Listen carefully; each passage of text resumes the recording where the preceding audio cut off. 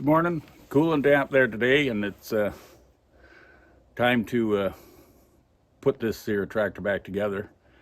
And wearing the orange shirt today, in case you don't know what that means, it's Orange Shirt Day here in Canada. Truth and Reconciliation.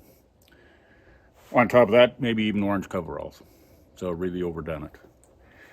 But anyway, we're gonna get after putting the bottom end of this tractor back together and get the cam in, get the oil pump in, and button her up for the winter.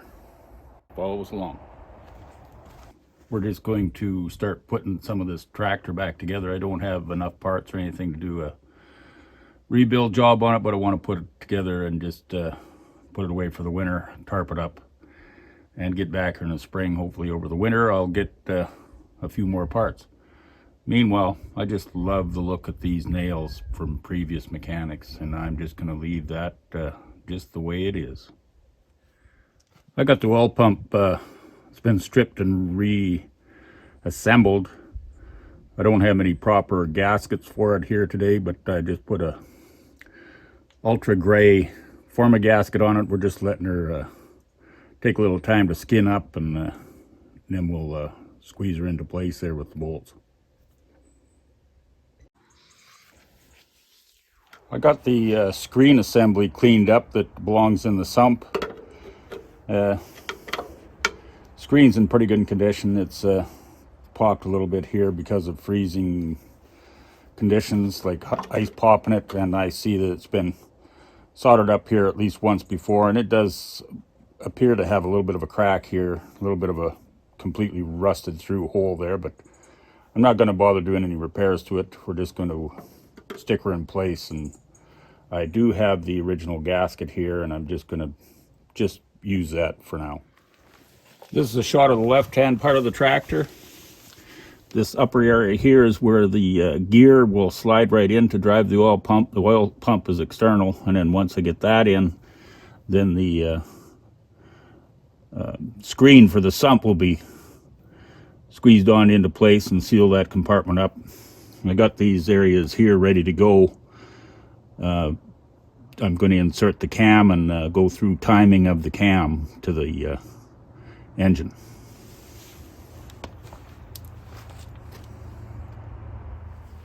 It's been almost an hour or so there, so I think it'll be skinned up enough. We'll just tuck this unit into place here.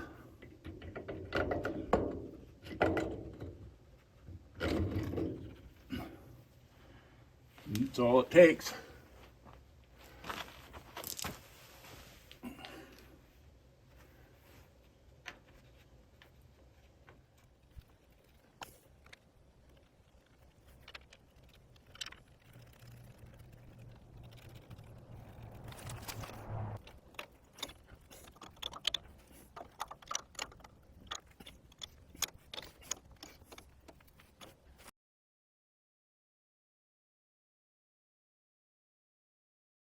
I went and put some of that Forma gasket just on the one side here, just to hold that gasket in place, because the part of the gasket that lines it up with the bolts is missing, so it's kind of hard to keep it in place as you insert it. But so I'm going to cheat in that regard. Again, I don't have new gaskets and or material actually at this point, but I think we got her on there. It's going to be just perfect.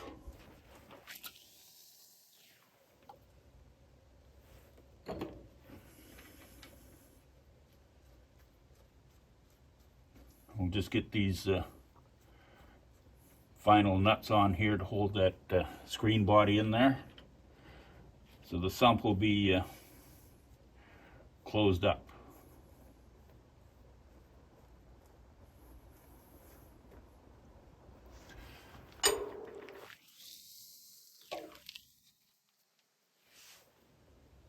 I'm not sure which or what size this is, either standard or metric, but I happen to have the technology available.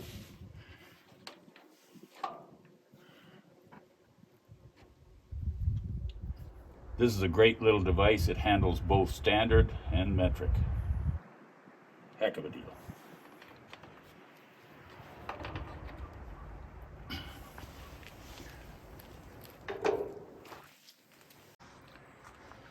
In the next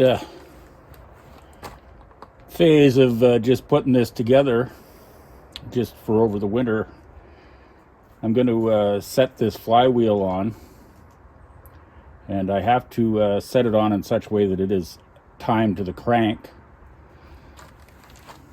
This here mark here, you can't really read it, but it says LH exhaust open with a line indicating in this area here.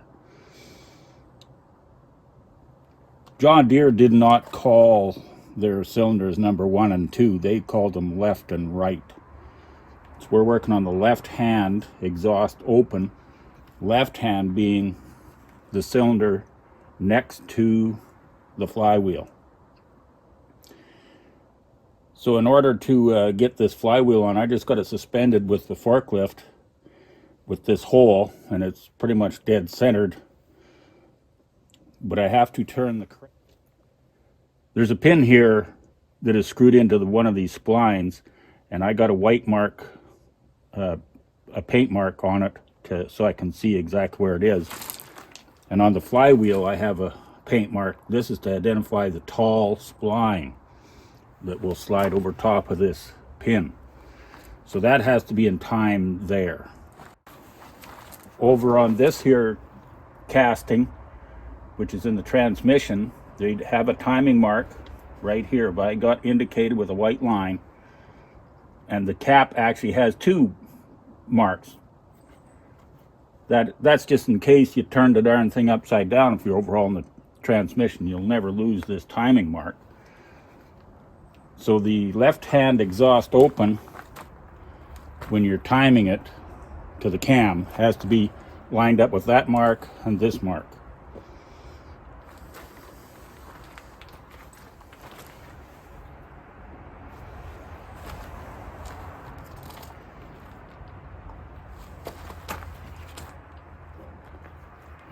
We'll try that, see how close we are.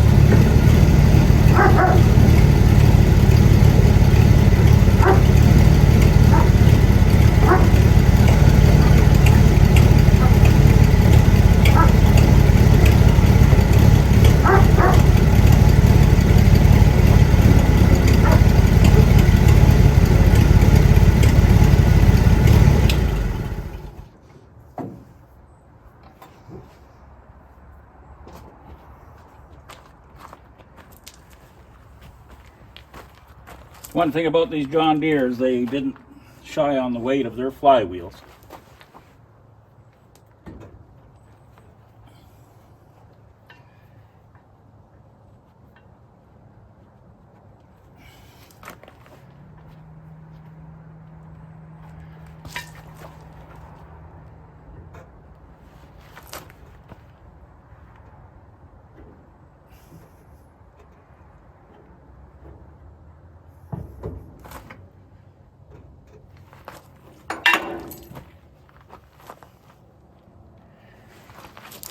There, I got this white mark, and I can see inside the spline that it's lined up with the crankshaft spline. So we'll just find something here, a wooden block or something, and we will tap her home.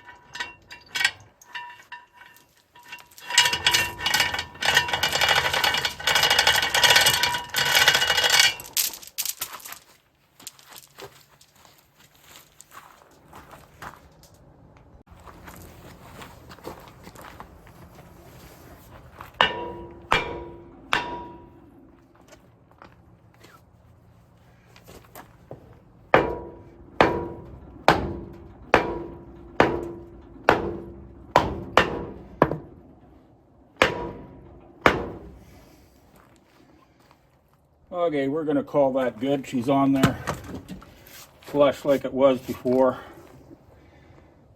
So there, we'll just move on.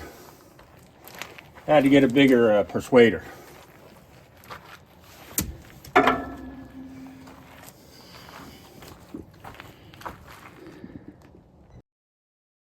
It doesn't really look like it from this angle, but it was hard to get the camera in there at the right angle because of the tractor lug there that was interfering. But left hand exhaust open is lined up with that mark on the transmission shaft cover.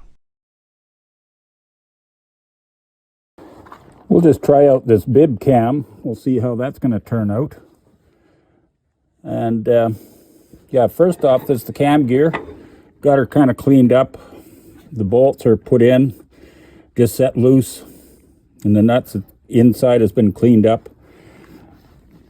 The timing mark I got with a pen, marking pen, at the root of this cog, and notably on the other side, the timing mark is still on the same gear, but it looks like it's out by one, but it's because they're helical cut gears.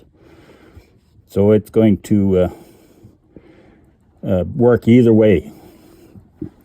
Can turn it around 180 degrees. It shouldn't make any difference. We're just going to nest it in the cavity.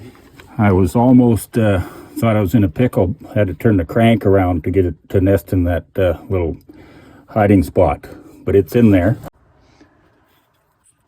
Well, that took a little bit of wrestling, but we got the cam in there. Got the gear slid onto the cam through the keyway. My white line is marked directly in line with the crown of the crank gear, like at the right position, where the next cog over is coming away from the cam gear and the one behind it is coming away from the cam gear. So I've got that white line lined up with the most prominent of the teeth of the crank.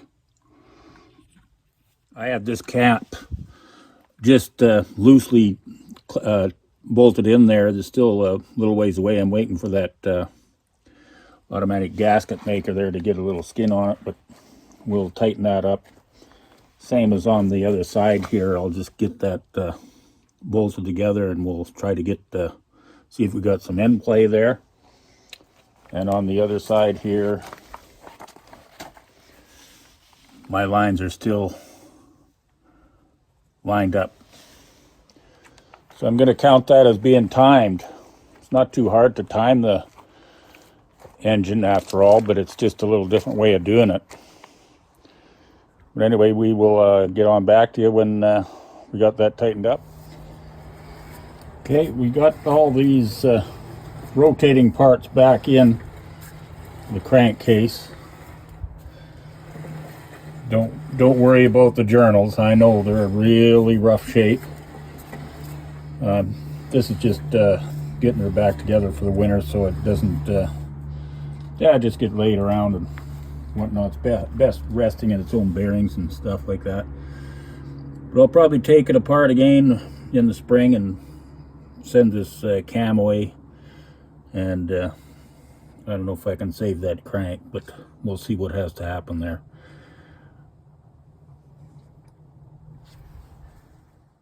I thought this was pretty neat. Before I got too carried away putting all the gears back in there, I just had some oil in that cavity there, and I turned the oil pump over just to confirm that that little pressure gauge works. It's kind of a neat little device. Anyway, all for now, so we will catch up to you later on the next video.